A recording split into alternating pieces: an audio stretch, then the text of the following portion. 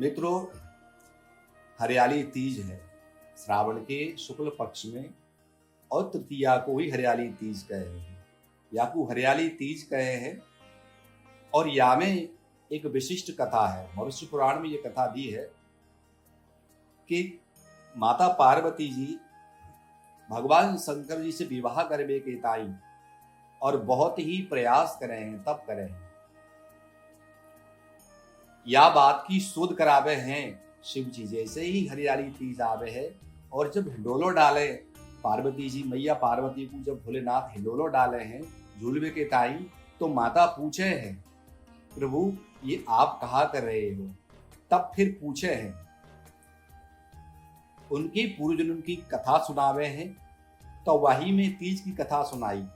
भगवान शंकर बोले, हे देवी, तुमने हिमालय पर मोकू बर के रूप में पावे के ताई घोर तपस्या करी थी, अन्न जल हु त्याग दियो, आपने तो पत्ते हु खाए, सर्दी गर्मी बरसात में अनेक ही कष्ट सहे, तुम्हारे पिता तुम्हारे दुख सो दुखी है कि नहीं?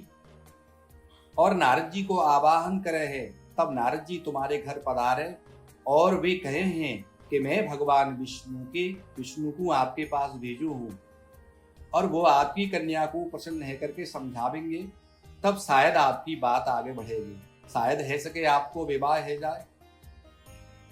नारद जी की बात को सुनकर के पर्वतराज हिमालय बड़े प्रसन्न हुए हैं और प्रसन्नता में फिर भी कहे हैं कि तुम्हारो विवाह नारायण से करवे के काई में तैयार हूं।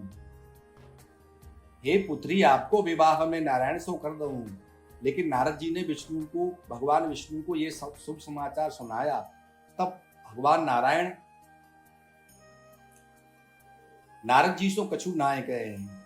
तब कहे, तुम्हें तो पता चल ही गए हो, बड़ा दुख है, तुम मुझे मन से अपना पति मान चुकी थी, तुमने अपने मन की बात सहेलियों को बताई थी,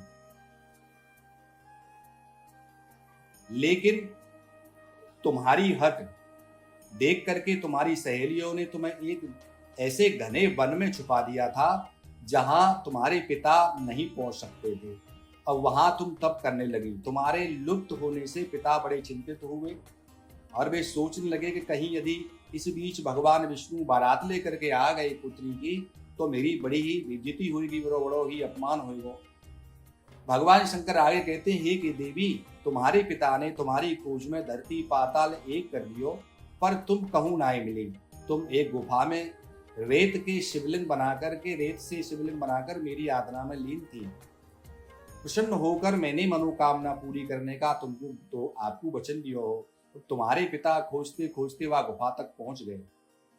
तुमने बताया कि अधिकांश जीवन शिव जी को पति रूप में पाने के लिए मैंने तप किया है। आज तप सफल रहा। भगवान शंकर ने मेरा वर्ण कर लिया पिताश्री। अब मैं आपके साथ एक ही शर्त पर घर जाऊंगी, यदि आप मेरा विवाह भोलेनाथ से करोगे। पुत्री की बात सुनकर के पर्वतराज हिमालय मान जाते हैं। बाद में भी विधि विधान के साथ और हे देवी, हमारा तुम्हारा विवाह कर देते हैं। हे पार्वती, तुमने जो कठोर व्रत किया था उसी के फलस्वरूप हमारा विवाह हो सका। इस व्रत को निष्ठा से करने वाली स्त्री को मैं मनवांछित फल देता हूँ। वाकु उसे तुम जैसा अचल सुहाग का वरदान, जिस स्त्री को जैसा भी अचल सुहाग का वरदान मांगना हो, वो तुमसे वरदान मांग सकती है। इस व्रत को करने के बाद मनचाहा वर प्राप्त करने के लिए ही और स्त्रियां इस हरियाली तीज का व्रत करती हैं।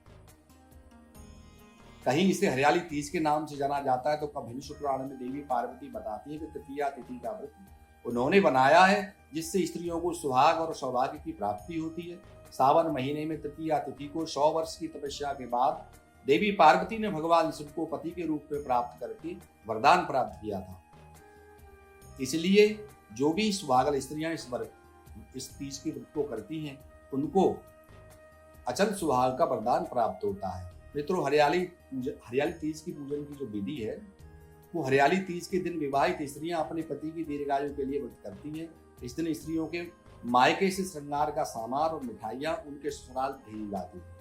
हरियाली तीज के दिन महिलाएं सुबह घर के काम और स्नान करने के बाद सुबह श्रृंगार करके निर्जला व्रत कर सकती हैं और उसके बाद माँ पार्वती और भगवान शंकर की पूजा करती है।